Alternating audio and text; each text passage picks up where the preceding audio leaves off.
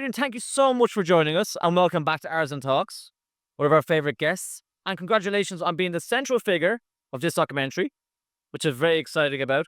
Can you share why this project is so important to you personally, obviously, and what's your mission in the region? Firstly, I just want to say that I am so grateful to AERZEN. I know you're not AERZEN, but I'm so grateful for them for the opportunity and to be the host for this climate documentary. And the mission will be to show the beauty of this region. And because I am so in love with it, having spent almost 30 years here, and I want to get rid of any misconceptions that people have about the region, because there's Sure. always a lot of that. You There see is, it. yeah. And I don't think people are aware of the beauty of the desert, the flowers, the fauna, the rewilding. And I wanna be able to show that. I want to be able to show also what the governments are doing in the region to mitigate climate change. And that we are really accelerating change on renewables, etc. And I think it's really important to show that.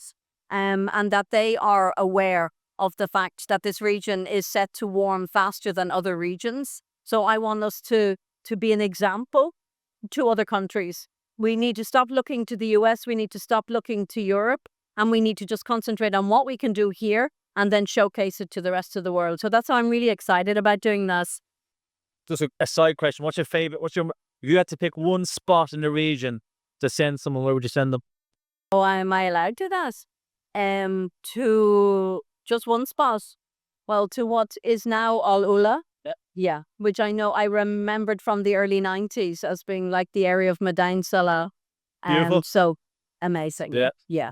Yeah.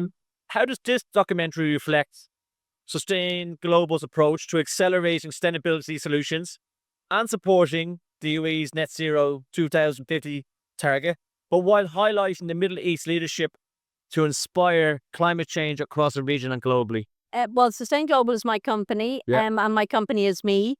So everything I do reflects my values and ethos towards sustainability and towards making this world a better place.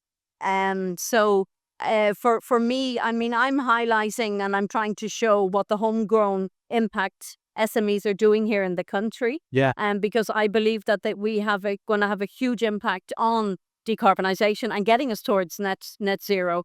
And you cannot do without us.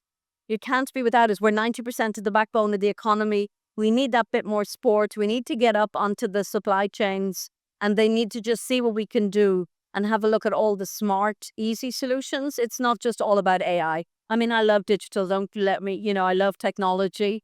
But it's not all about AI for decarbonisation. There are also low-hanging fruits, easy wins. Yeah. One of the series goals is to educate and inspire action. But how do you see the storytelling as a tool to mobilize the next generation of change makers or showcase the region's climate leadership in the world?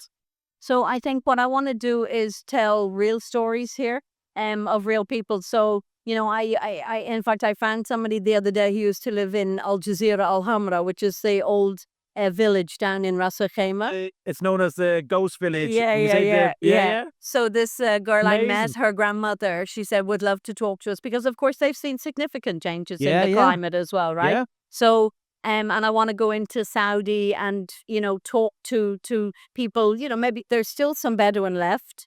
Talk to them, ask them what the changes are. And by this, you start telling these emotional stories. Yeah, Because exactly. I think that's really important to us. I don't just want to have of course, we want the prominent government and the ministers, etc., in the region telling us what they're Sure, you doing, want the because people. that's super important. But I want the people because I think that it's so much easier to reach people when you tell a story, Yeah. when you start evoking those And you emotions. can connect with it. Yeah.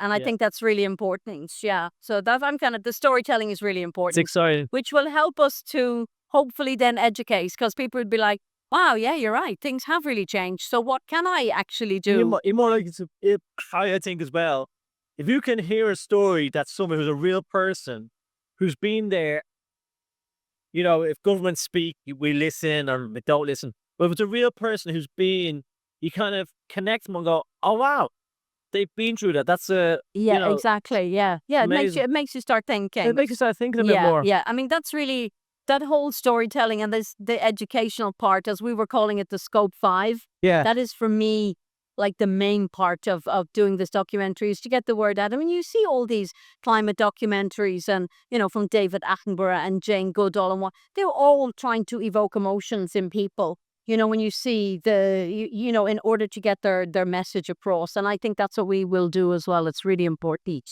I think you will.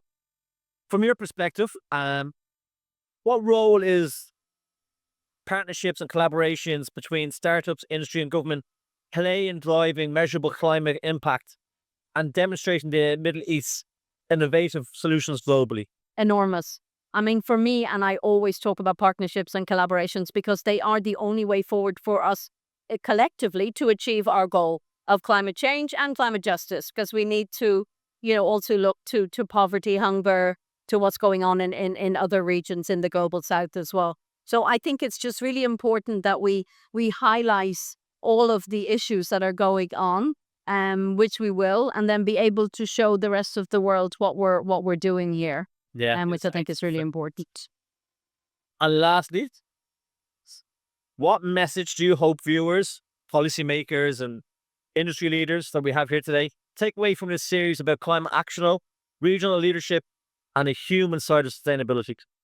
I really hope, I mean, as we've already mentioned, that when they start seeing the human stories, that they will start thinking, right, there is some serious stuff happening, serious changes.